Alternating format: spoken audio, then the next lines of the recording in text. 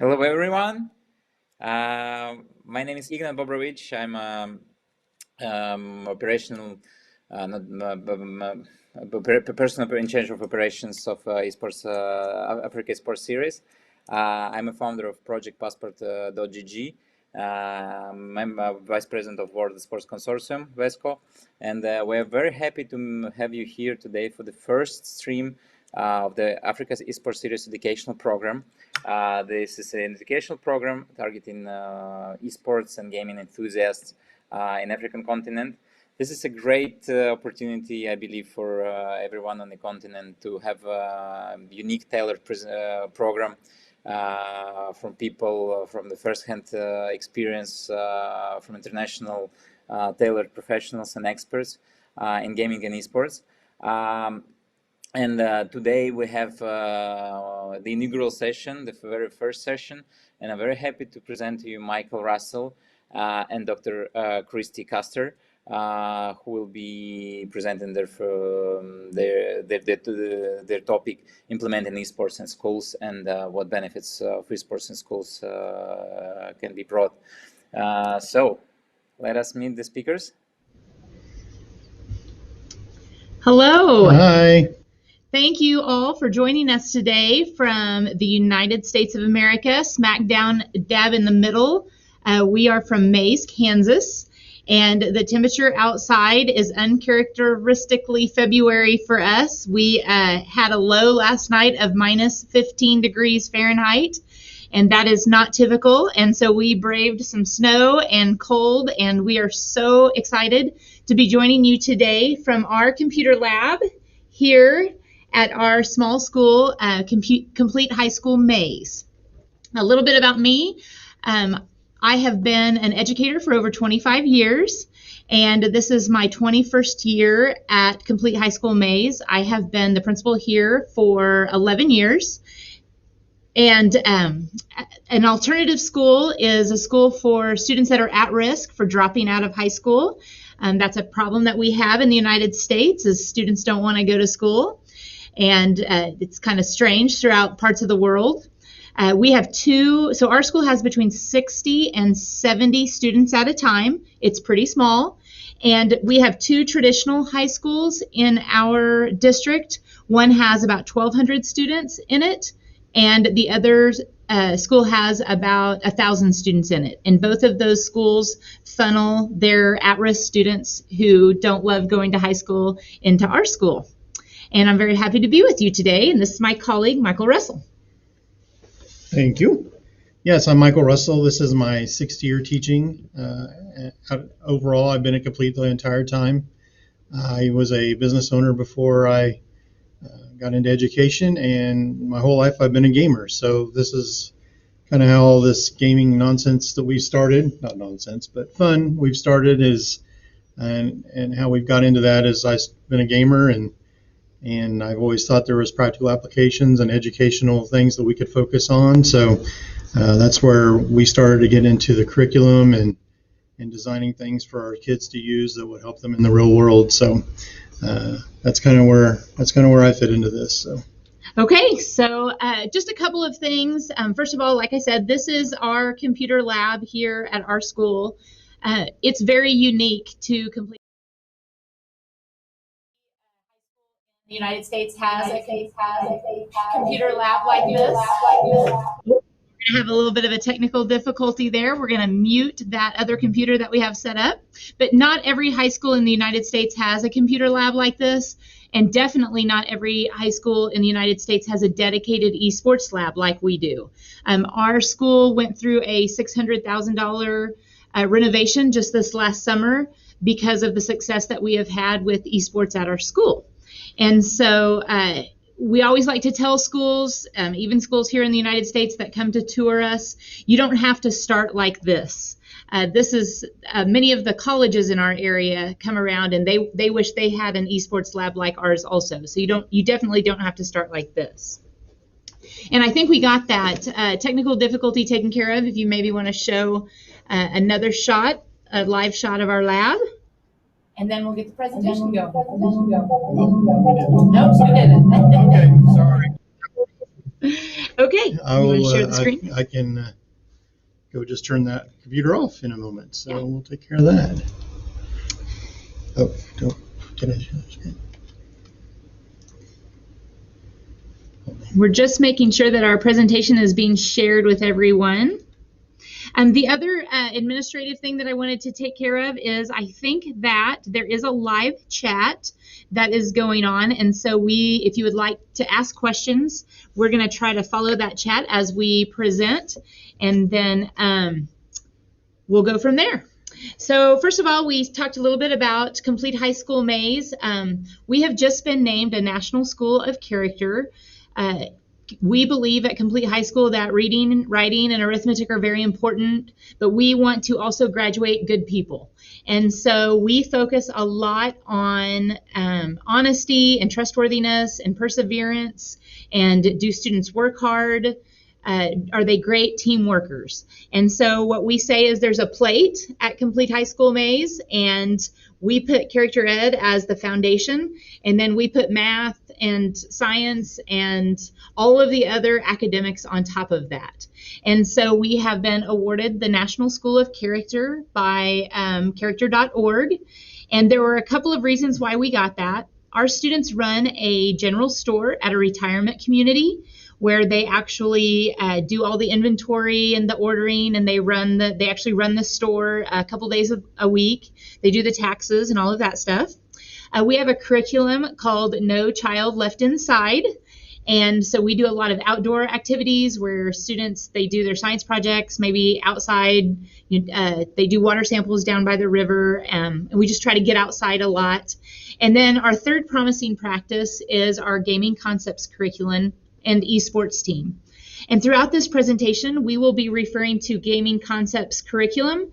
That's the actual class that we teach during the school day for business credit. And then our esports team, when we refer to that, that's our after school team that we have. And so we try to keep those separated. They work together, but we try to keep those separated just for the sake of conversation. And so a little bit about how we got our esports program started here, and that all starts with Mike. Yeah, so like I mentioned, I was hired 6 years ago by Christine, Dr. Custer, and my interview was 3 hours long, and during that time she asked me kind of what my hobbies were, and she always says I sheepishly said gaming because a lot of people don't. 90% of people game, but a lot of them aren't won't admit that in a job interview. So but she was all about it and said, hey, if we can do something with that, let's do it. And about a year later, I got the bright idea to start putting something together to get an esports team going, and she was very supportive. Our staff was very supportive, and we were able to write grants to get our computers. Each computer, well, we'll talk more about that later, but we off we went. So we have 15 computers in our lab, and as this started to go, we met with some people, and we're fortunate enough to have some support, and there was a need for curriculum, and again, we'll talk about that here shortly, but and that's kind of where I got started and where esports got started at our school. So, and I am going to send our link for our esports curriculum to Mike so he could put this in the chat. So we actually work with a company called the High School Esports League, and they put on tournaments throughout the United States, Canada, Mexico, and they're actually even going overseas. So we actually have a company that is based out of Missouri, Kansas City, Missouri, which is just right across the border from where we're at. And once we started esports in our school, kids that didn't necessarily love school, they started showing up to school. And we knew that we were onto something when we had students that would miss 10, 20, 30 days of school. They would start coming here because, as you saw our fancy esports lab, the kids wanted to come here because they don't often have fancy computers like we do. So they would show up just so that they could play video games. And while they were showing up to play video games, we taught them some math and some science and some reading and social studies and all of those good things while they were at it. So we tricked them into liking school. I guess we'll say that. And so Mike was mostly teaching all of this out of his head.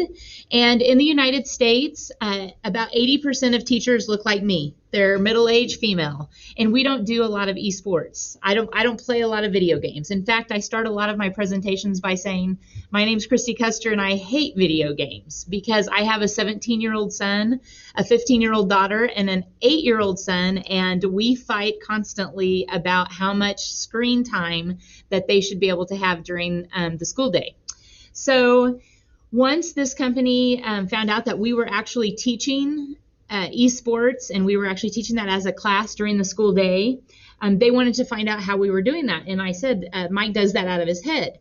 And so that wasn't a very good answer for them. And then we had schools start to contact us about our esports class, and they wanted to know how they could teach it. And we finally just said, we'll write a curriculum. And so we wrote this curriculum, and the High School Esports League picked it up, and they had a connection with Microsoft, and there were some people at Microsoft who were very interested in esports, and they were interested in making this a class.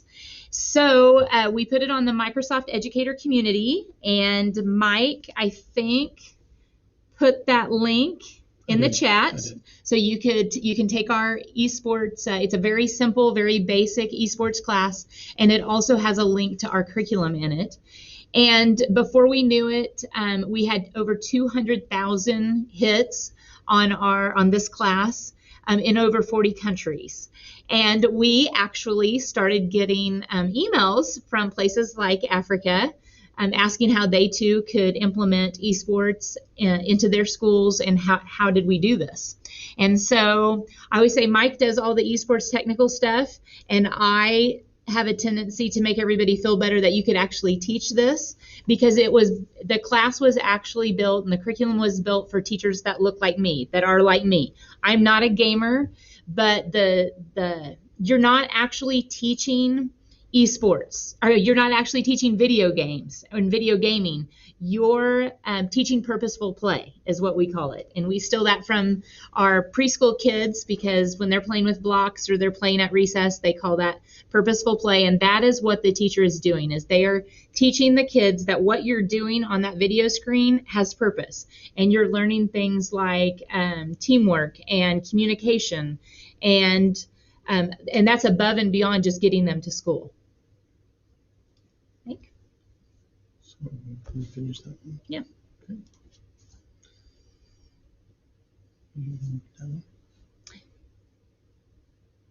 And so a couple of other ways that people are using video games in school. We have in the United States, I don't know if it's like this in Africa, but like an after-school program or a latchkey program for kids whose parents work later.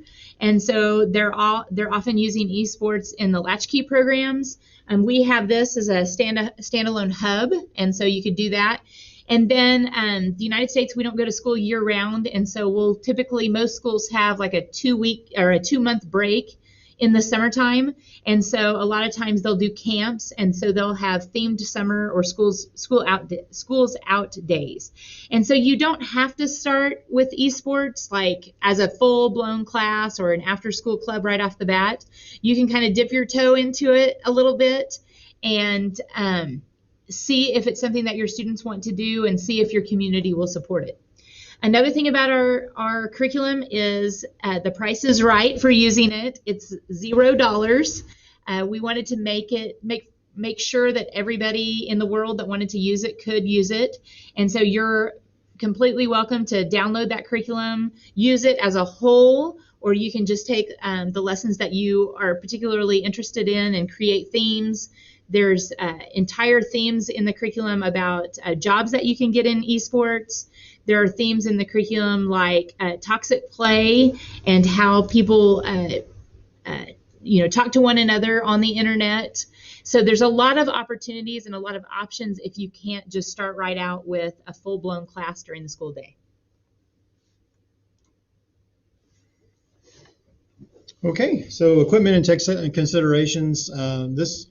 So I'm speaking broadly because this is how things are in the United States, at least in Kansas. So we were able to secure grants for our funding and to get a lot of our computers. And we are fortunate to have the ability where there are a lot of grants available from private industry and some government grants that are available and community grants. So we were fortunate in that respect. We paid about $1,000 for each computer, which that includes the desktop, the processor, the monitor, headphones, keyboard, mouse, everything. As part of our curriculum, we wrote some things about health and wellness in there, and one of those things we focused on was these desks, which are adjustable height, so the kids can stand or sit. Many interchange throughout the class, what's more comfortable for them, but we do encourage them to stand, as well, because we don't want them to just sit there for an hour at a time and not move around. So many of our students do stand. So again, this kind of applies to the United States, but I'm not aware of what technology is being utilized out overseas. But we found that a lot of schools have equipment available in their school already. They get overwhelmed when they hear gaming and they think, oh, I have to have this high-powered, PC. There are a lot of games out there that will run on a very low-powered computer. League of Legends and Rocket League and things that aren't as graphics intensive will run, on a very scaled down computer. So if you get into this and you think this is something that you want to pursue for your kids and your students, don't become overwhelmed with, oh, I got to have, I can't do it because I can't get the best equipment. You don't need the best equipment to get started. So just don't let that be an obstacle for you. Games like phones can also be, because I know a lot of people have access to phones no matter where you're at. And so games like Among Us is a big game that the students like to play on their phones. And so that could be used with the curriculum. Angry Birds could be used with the curriculum, because I know those are some games that you use on their phone. Hearthstone is another one that's very popular.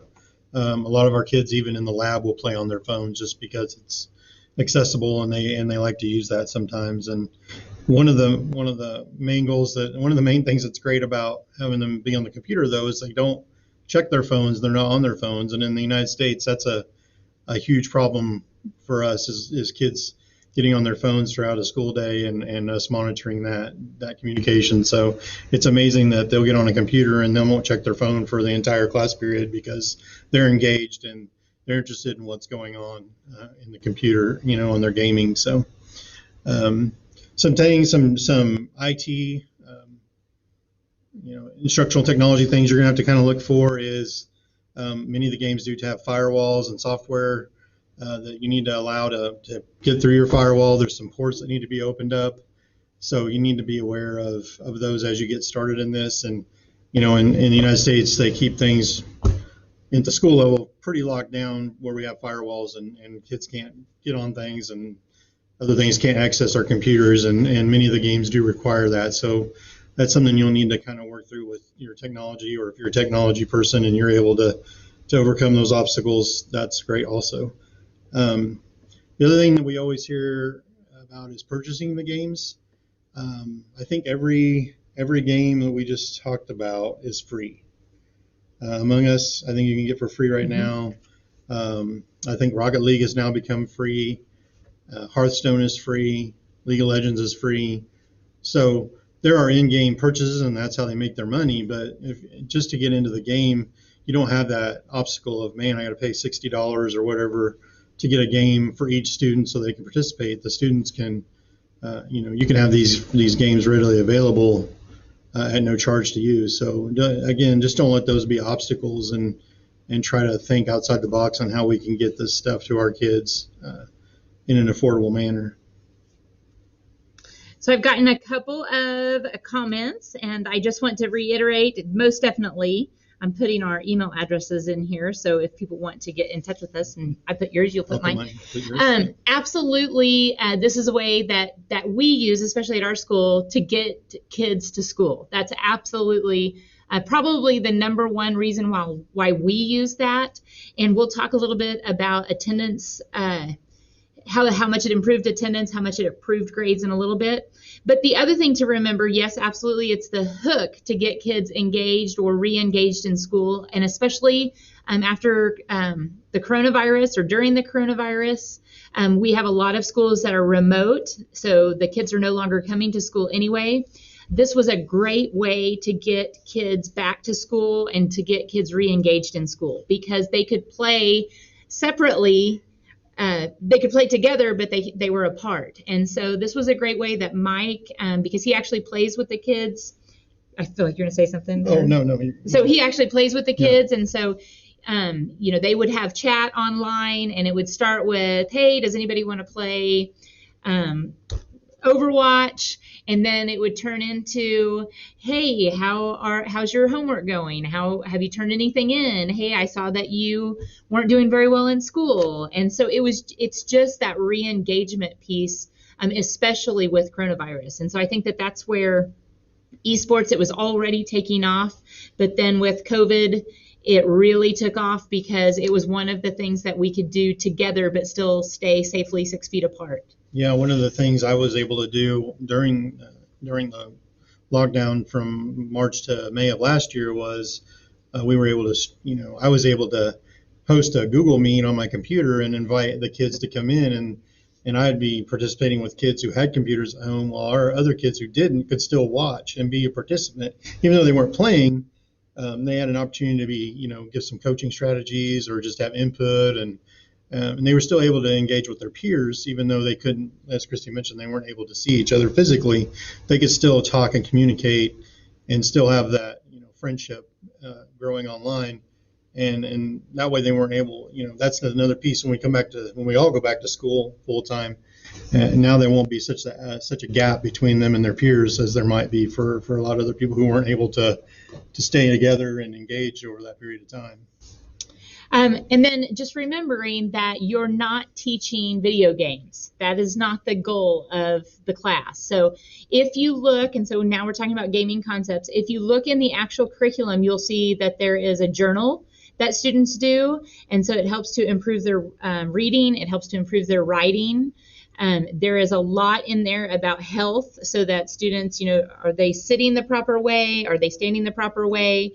They keep a journal of how much time they are spending online, and then they evaluate that and look. And so a lot of kids saw, wow, I spend a lot of time online, that maybe I should be doing something else, or at least breaking that time up.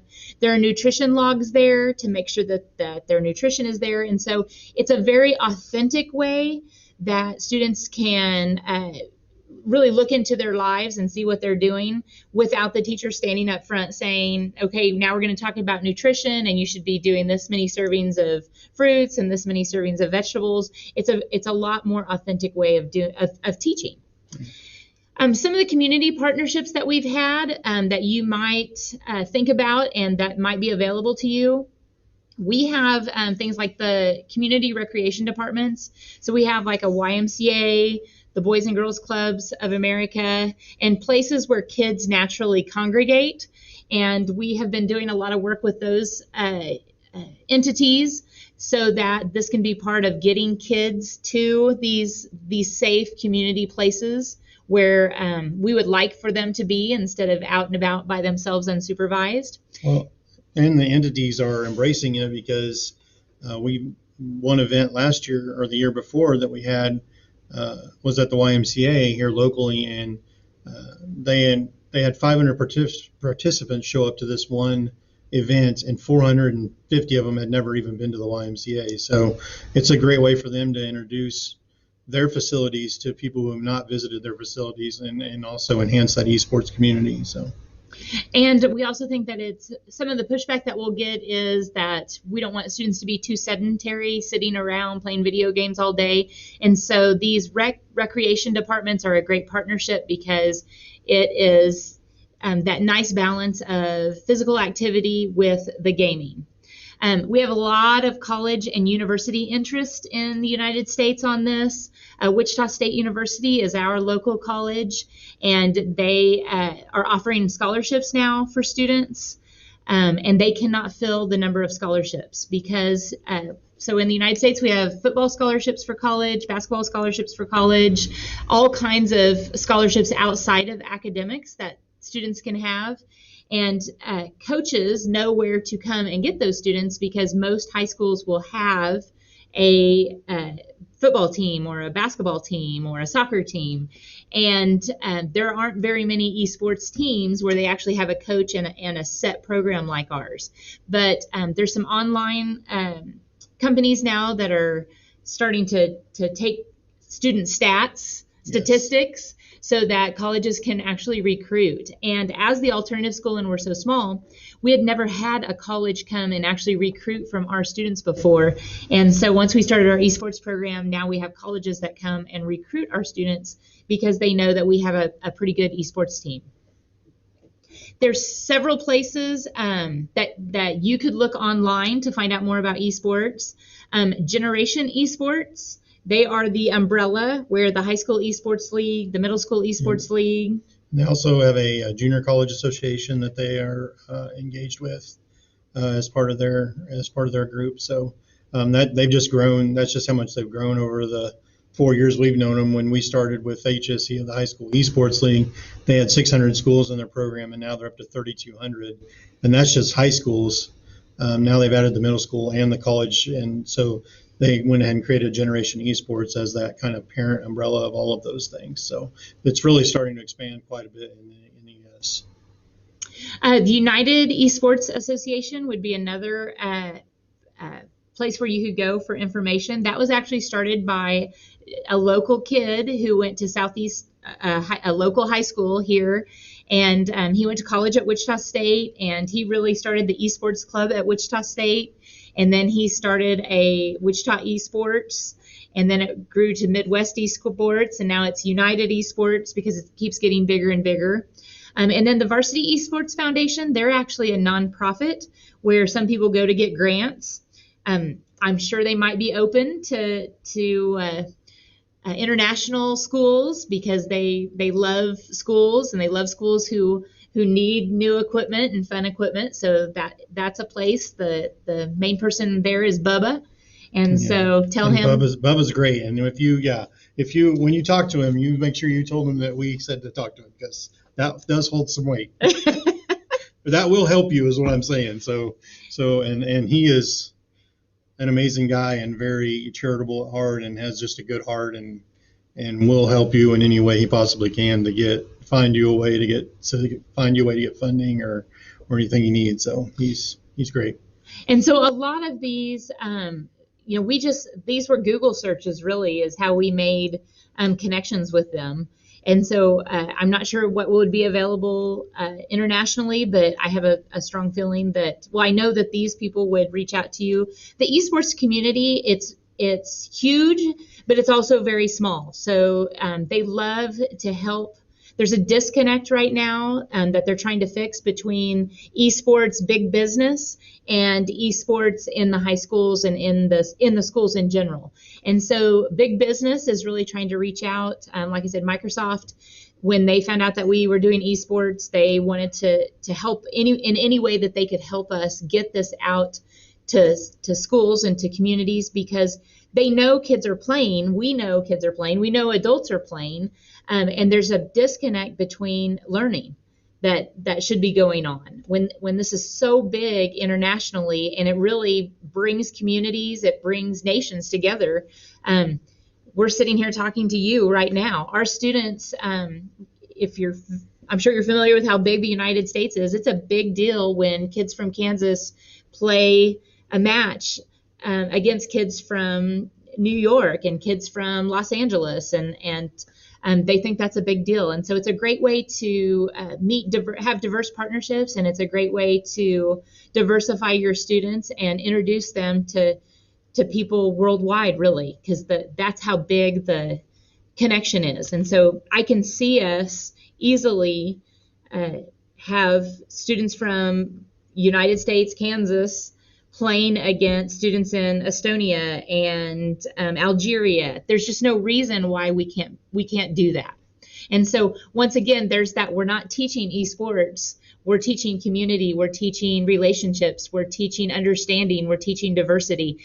there's just so many things that you can do with esports that I think that people haven't even thought of. Well, and we've, Christy and I have been fortunate enough to go to some esports competitions, some big ones, and see international teams play each other. And it's louder than any American football game or soccer game. We have a difference. We have to make that distinction here. But I mean, it was just as loud in that stadium as any football stadium I've ever been in. And it was so great to see, France play the United States, and it was just amazing to, Russia play the United States, and South Korea crap out of the United States. South Korea beat the United States badly. Just that awareness, and now people are starting to see there is value in it, and we'll talk a little more about the jobs and things that are associated with it, but it really is starting to become large, and we would love more people to embrace it, and I think people will as we start to talk more about it, and as we get more down the road on this, we're going to look back and go, this started in a small area, but people are really starting to get it. It's going to be huge. So. Okay, so we talked a little bit about this before. Some of the academic impact that we have seen at our school and a lot of the schools that are using our curriculum. It's very hard. We get this question all the time. How many schools are using the curriculum? That's very hard to answer because the curriculum is free and it's easy to get off. We put it in the chat, on the Microsoft site. Anybody can download it, but we know at least hundreds and hundreds of schools are using it. And so this is the academic impact that we have definitely seen here, and it's pretty widespread through the schools that have used our curriculum. So students in our after-school esports program, so these would be students on our team, we use a 4-point grade point average. And so A's are 4 points, B's are 3 points, D's or C's are 2 points, D's are 1 point, and then you get 0 points for F. And so we have seen a 0.359 point grade point average increase for our students that are in that after-school program. And that is very realistic to all the other activities. We know that the more that students are engaged in school, so the more that they participate in activities in school, the more likely it is that they will show up to school, and the more likely that their grade point average will be positively impacted. And so that's supported with other activities, out of school activities also. Yeah, I just actually read a study where kids who participate in any after school program tend to are more likely to have a 10% higher GPA than their peers who do not participate in after school activities. Right. And then on average, we get an 8% increased attendance for those who took the actual course during school time. And so in the United States, that is an 8% increase is 13 more days of school that they will be here than their peers. Per year. Yeah. So that's almost 3 weeks of school, Monday through Friday, school that kids are doing, just those students that are taking the gaming concepts course all by themselves.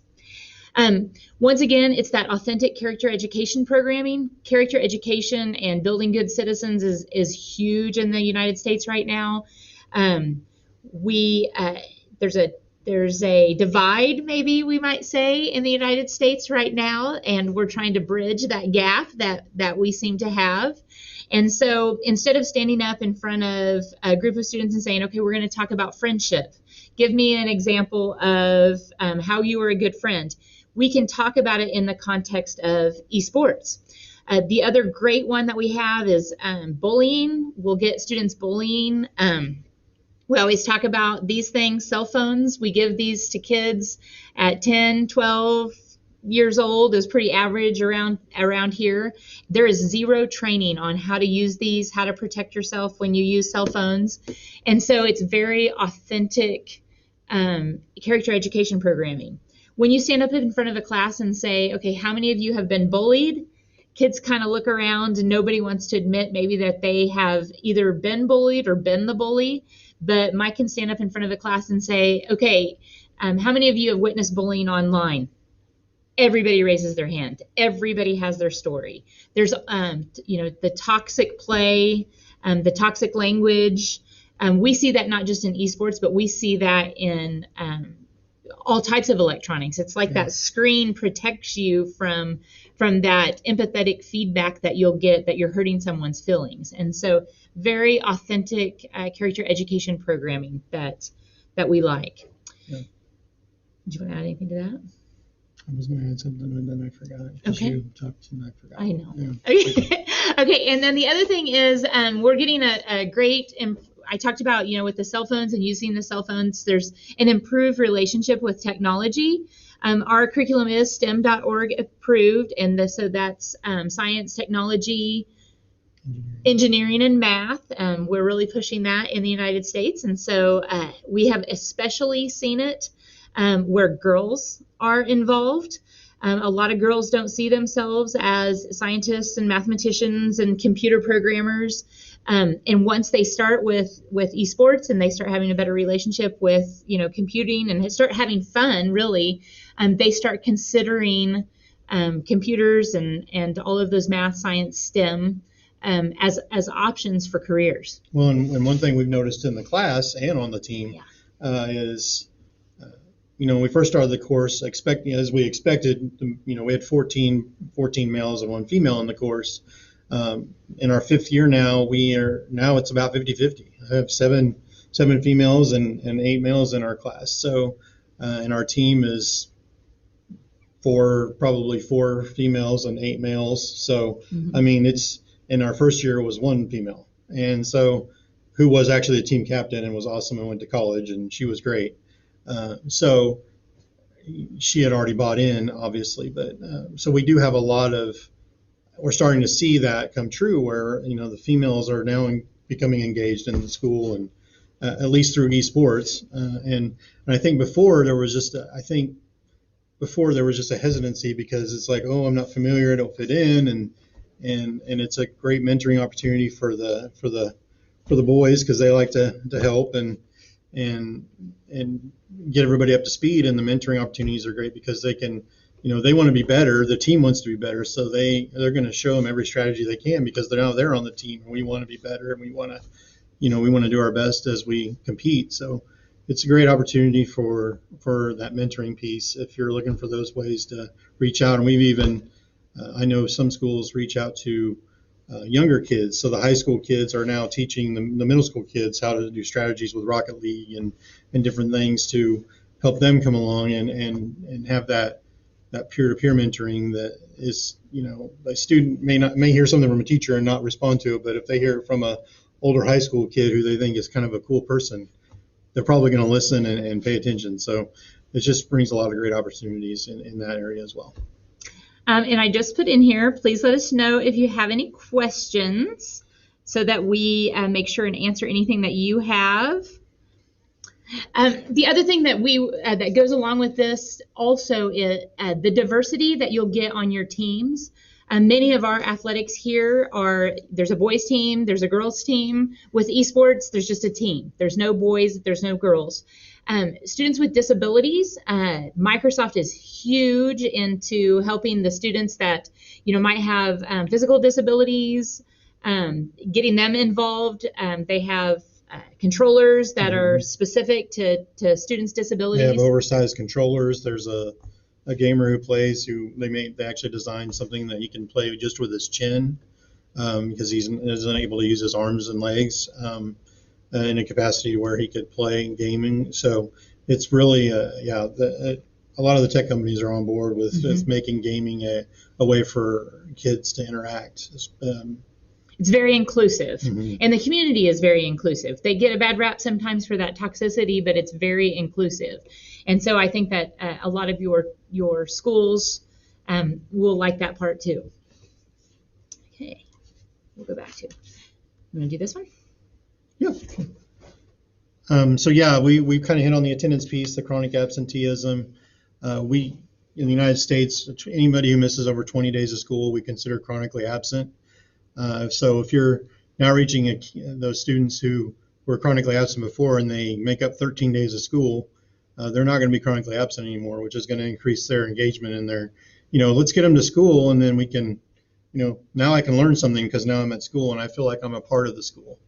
The diversity piece we've talked about quite a bit with the male and females. We have a large LGBTQ community that participates in esports in our school, actually, and we're very proud of that. And that inclusivity brings them, has brought them, kept them in school and brought them back to school and helped with absenteeism. And just the popularity of the games themselves. I mean, we know, at least in the United States, 80% of students play online games, 92% play video games. And this was probably 3 years ago. I would imagine it's probably higher with some of the games that are out now. So the student engagement piece is very high. We actually have some data on this as far as some skills that they're learning and are causing them to be more engaged, or now they're interacting with peers they wouldn't traditionally interacted with. So now we have kids who are meeting new kids just through the esports programming and the gaming curriculum. Anger management's a big piece. Kids don't know how to manage that anger, and I spend a lot of time in class working on anger management and how do I respond to this person when they said this to me online, and now they're angry with me and I don't know what to do, and so we work on a lot of strategies to help through that, and that's a systemic issue. That's something that's, I think, worldwide is a problem. We don't know how to communicate online. I call it the internet tough person syndrome. You get behind the screen and you can be whoever you want and you can start talking however you want to. And the reason that it's like that is we've let kids play video games and be on their phones for, decades now, and we've never had anybody to monitor them. I mean, their parents leave them alone, and they're happy that they're playing their games because now the mom and dad can do something or what have you. It's a good, kind of a nice little babysitter, and nobody's educating them on what's the right thing to do. And by bringing the course into your schools, you're able to educate them and show them this is how you behave, and this is going to make a nice community online. Hopefully, as this spreads, we can all start to be nice to each other online and play a match and be like, hey, good game, and we don't have to talk rude and be mean about it. So the other key thing about engagement for us is 82% of our kids had never been on had participated in any after school activity before they were on the esports team, which just goes to show me that there wasn't anything that interested them. Mm-hmm. I mean, there's things in the United States, we have just about everything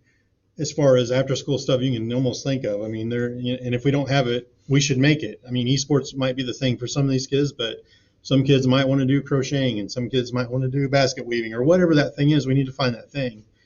And, our passion is esports, but there are other things that, some kids might enjoy that if we had it, they might be more involved in school. So, that's really just our goal, is to make sure our kids are engaged, and we want them to be here and be a part of our community. So, and esports for us has done that. So. And I think another area where when I think of maybe you can't do what we have done, and maybe you don't have the technology that we have, board games and video games are very closely tied together. And so when you go to conferences, esports conferences. But the stigmas are different. Yes, they are. If you're a board gamer, nobody questions it. Everybody's like, oh, you play Dungeons and Dragons, and that's cool. You're such a, I think that's awesome. But gamers get a bad rap because it's like, oh, you're just playing video games. You're not doing anything with your life. So at least in the United States, that's a stereotype we fought, and that's why this is important as well. Uh-huh. Sorry, go ahead. I didn't mean to derail you, but okay. I was just talking about that earlier. So yes, and so if you can't do what we have done, or you don't have the technology, you can also do. My son is really into chess, and he has been playing chess online quite a bit also. And I love it because we do get to meet. I'll sit and watch him, and we do get to meet people from all over the world that he gets to play chess against, and that's a draw for him because he's like someone from the United Kingdom beat me yesterday, and I beat someone from Australia, and so that's a lot of fun for them. But the curriculum, if you want to just bring that into the school, it can also be modified for board games like chess or any game really that you want to play. And so I did want to bring that up also because we've had some schools that had a lot of success with either parents didn't want their kids playing video games in school, so they used the curriculum for just regular board games or chess. And the funny thing about that is chess at our school has taken off. Yeah. And we can't say that that's necessarily causal, because a teacher has also taken an interest in that also. But I would like to say that there's some more interest in chess, simply because a lot of kids that play video games, they also, you can hook them on chess, because there's a lot of the same, the strategy that's involved in video gaming and the strategy that's involved in chess, the competition that the kids like, The but communication. it's the community, the chess community, and it's competition, but it's safe competition.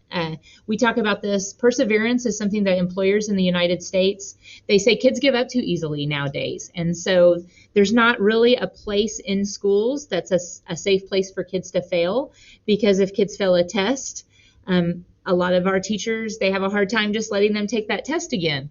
And so kids are like, why even try to learn it better if I don't get another chance to take the test and I already got a bad grade on it?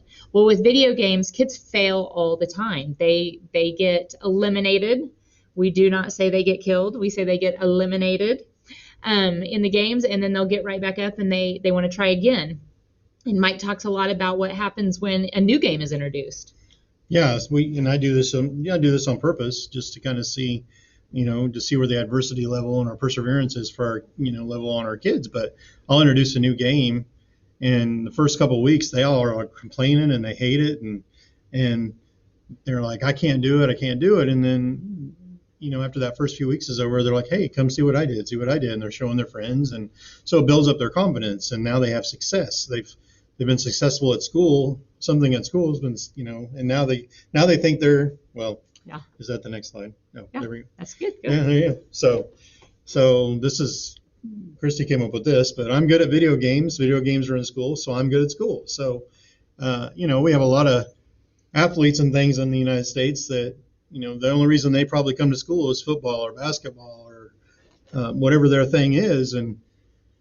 But that keeps them coming to school and learning and being in that process. So we think that video games can do that for our kids and any kids, that are being left out, and making that normal. I like that somebody said about, gamers do get a bad rap, and we do want to help to change those views. I mean, that's what our goal is, and I think we're getting there. Yeah, and just like our athletes on game day here in the United States, mm-hmm. when there's a football game, American football game, that evening the athletes will wear their jerseys to school. Our esports team, they have jerseys and they wear them to school, and they wear them very proudly to school. And so it's just, once again, I always say I have been, and I'm not exaggerating, and I'm not trying to, I don't sell anything because the curriculum's free, but I have been an alternative education teacher for 21 years. And I've never seen anything like this as far as getting kids engaged in school and getting them back to school and getting them excited about school. Yeah. And another note on the chess piece is, for the first time ever since we've been with High School Esports League, they now have chess as a competitive game that they offer. So I anticipate we will have some kids sign up to participate in those leagues, and I'm thankful that they're going to do it. I mean, I think that's what a great game to participate in and offer kids a scholarship to go. They may not compete in college in chess, but at least it gives them an avenue to try to get to college, and brings them hope that they can go to college. I mean, a lot of our kids college wasn't even on their radar. Most of them, it's not even on their radar. They didn't think they were going to do anything after high school as far as going to college or anything. And now we have kids that are, I want to be an esports coach, or I want to go into marketing, or I want to be a digital designer. I want to work on analytics and analyze what all that data means when, you played for 4 hours and this happened and these things happened, and what does that mean? And so it's just providing a lot of opportunities. So this next this next slide, it's just one of the games that is available through the High School Esports League. We get a lot of questions about what are the games that we do. And the main game that we do here is Overwatch. And it is because they say, well, this is pretty well documented also, in a school, about if you have a meeting about forming an esports club or an esports team, you'll have about 10% of your school that will show up for that meeting. And that is weirdly accurate, like across the board. Yeah. And so our regular high schools had about 1,200 kids, and they had about anywhere between 100 and 120 students show up. The difficult part about that is there's one esports coach, and there's many games that the students can play. And so we just chose Overwatch primarily because Mike's our esports coach, and we have a student coach. Actually, Mike's more the facilitator now, and the student is actually the coach now. So well, and our student body would only support 2 teams. I mean, we have 60 kids, and so we really have about 20% of our kids participating in the program.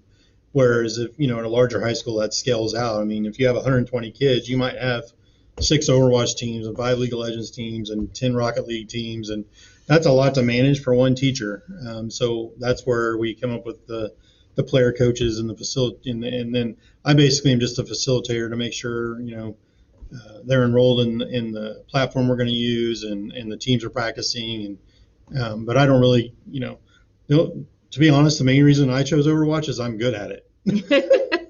Yeah. I don't play League. I understand it, but I don't play it a lot. And so once Overwatch kind of runs its length, I'll probably rely more on my students because I won't have that game knowledge that I have now of Overwatch. I mean, I understand the strategy, and I watch a lot of people play it online, so I get what's going on in that game.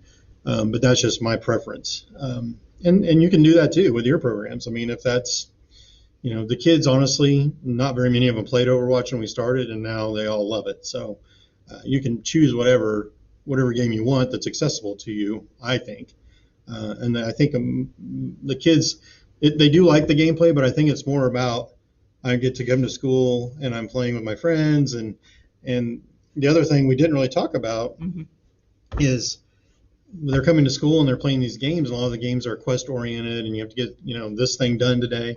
What we found is kids are actually spending less time at home playing the video games. We have parents come to us and say, my daughter came downstairs and ate dinner with me the other night because she was done with her gaming. She didn't, and they were the parents didn't even know what to do. They were like, okay, I guess we'll set a plate. Because usually they would just come down and get it, take it to their room and go play. And so that's an interesting side effect that we didn't anticipate. And it definitely bears more research, but just our own observations and people coming to us, we noticed that. So we're pretty excited about that part. So yeah. This next slide is the schools that the High School Esports League in the United States has, and this has grown even since then. This is several years old, and so it has really taken off. So these are all of the schools that have affiliation with just the High School Esports League, and there's several other companies that also do video game tournaments, put on video game tournaments. This, I don't know if you can see my mouse cursor, but yes, this would be Kansas right here, like right in smack dab in the middle. Yep. So.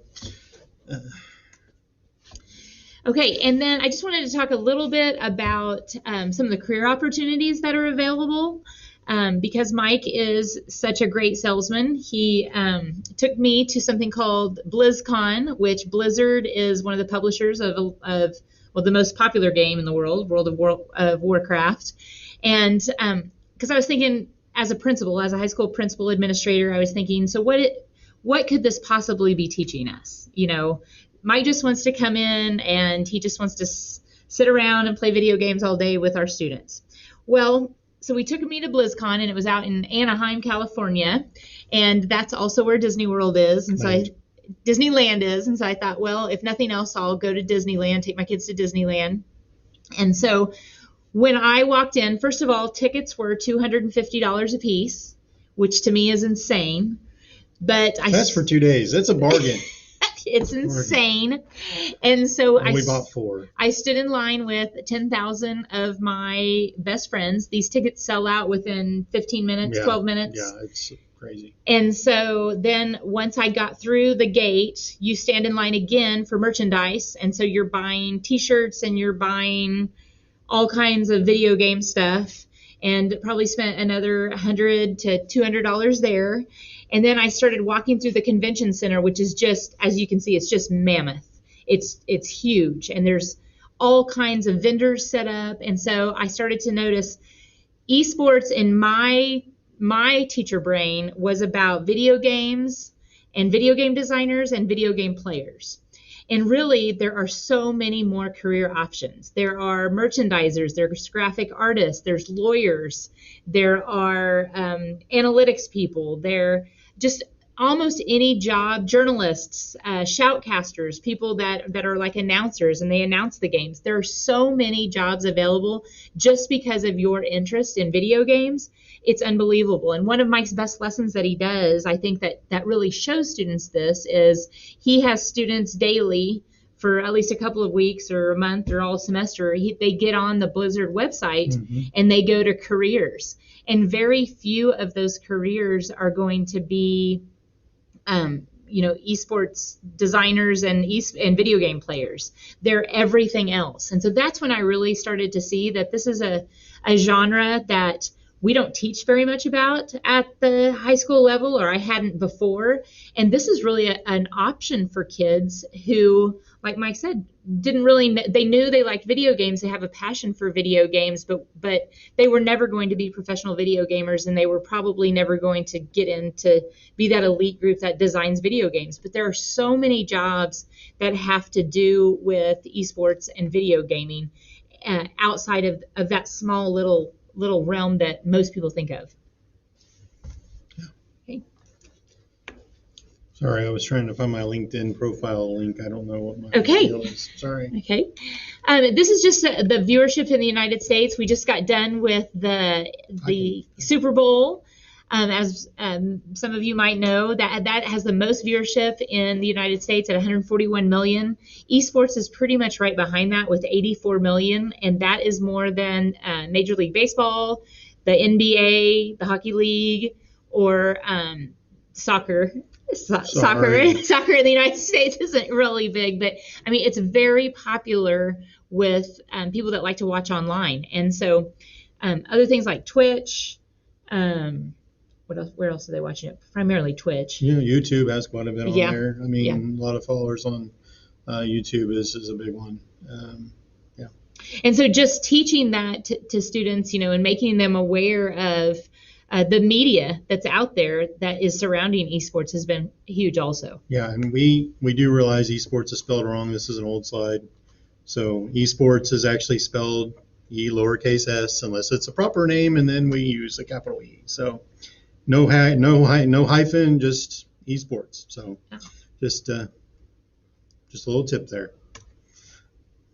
Okay, and then this is just another example. This is a college gaming lab, and so once again, this isn't where you have to start out at, but this is definitely where you can go. And this is the University of California at Irvine, and they're based there.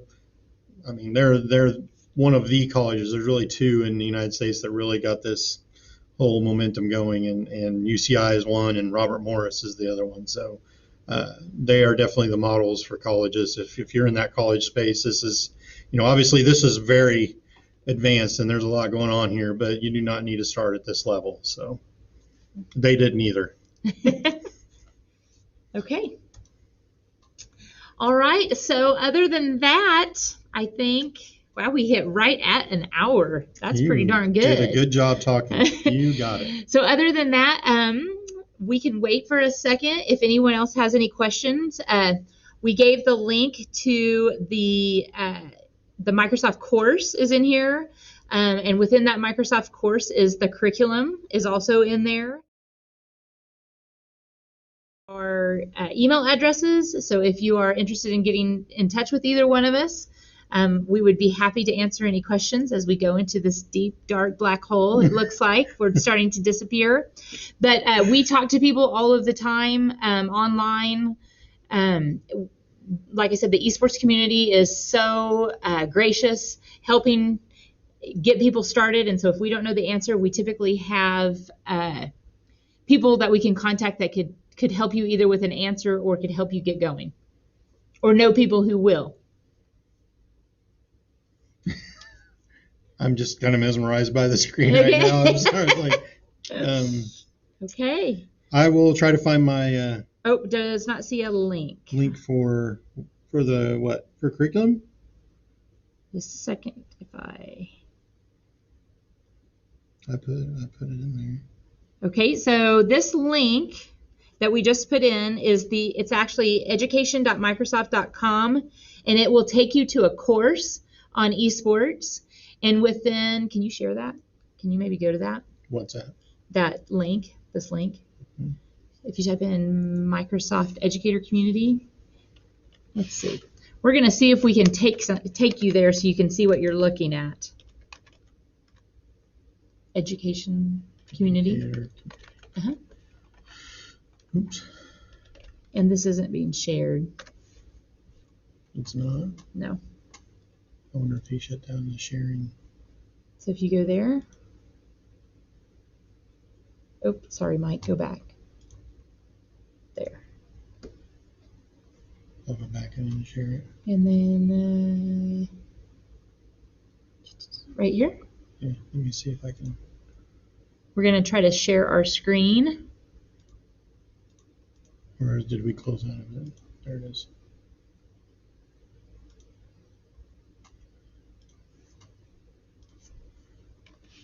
Just type in esports. And we will try to show you exactly what that looks like.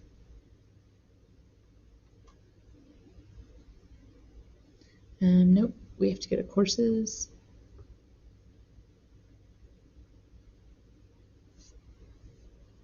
Please repost the link. Here, you do this part, and let me try to do this part.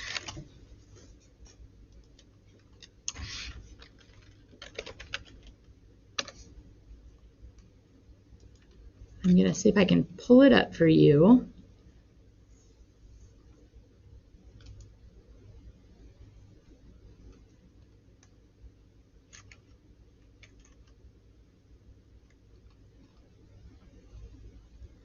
And Mike's going to repost it one more time. I did. Yep. Okay.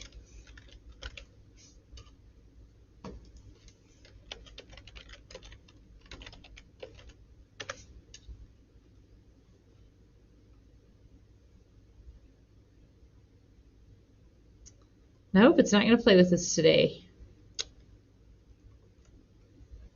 See, I wonder if we're in the community or if we're in the... Yeah, it won't go to... There's a different...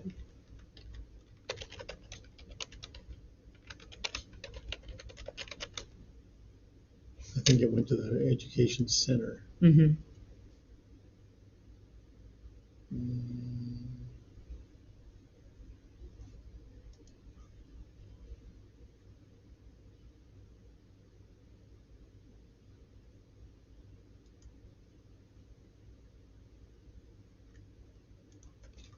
Well,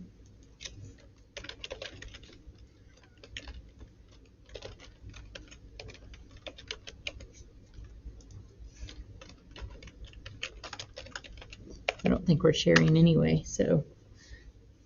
But yeah, they have this off over there. So. Okay. Well, okay. Oops. Yeah. You got it before. You said I did. It to Well, me. I did. I can pull it up there because I know how it is on my phone.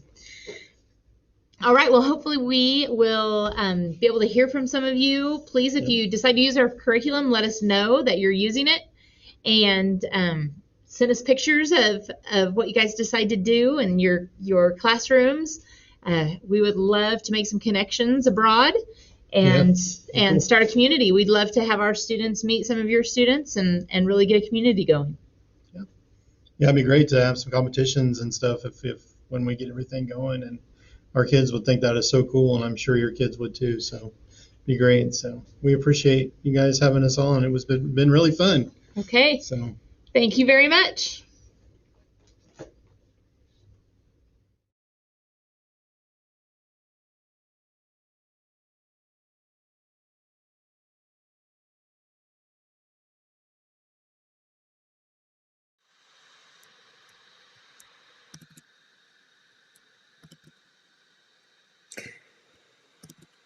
Thank you very much. Thank you very much for this interesting and I hope fruitful conversation.